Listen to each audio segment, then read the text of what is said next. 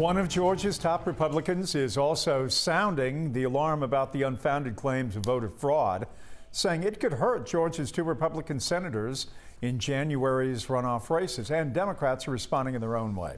Here's Doug Richards to explain. While some Georgia Republicans here at the Capitol are planning hearings to investigate unproven allegations of voter fraud, others are saying it's time to move past the presidential election.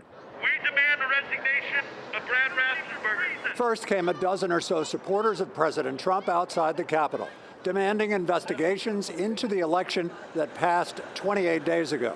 They showed up here shortly after Lieutenant Governor Jeff Duncan told CNN they ought to consider moving on for the sake of Senators Kelly Loeffler and David Perdue, the two Republicans facing voters in next month's runoff. In short term, we run the risk of alienating voters for our Senate race that is coming upon us for Senator Loeffler and Senator Perdue, and we need them. And long term, I think we hurt the brand of our Republican Party, which is certainly bigger than one person. But Trump's hardline supporters weren't having it. If they see lack of action with Republican elected officials, I think that they may just sit at home as a sign of protest. Protest leader Debbie Dooley says she will vote in January.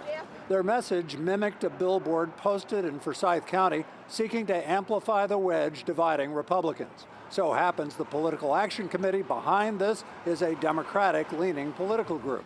The Republican division could benefit Democrat Jon Ossoff in the runoff alongside fellow Democrat Raphael Warnock. Yet Ossoff somewhat echoed Duncan. It's sad to see that rather than presenting some vision to the people in the midst of a crisis, when people need help and people are dying, that they're trying to undermine the election result.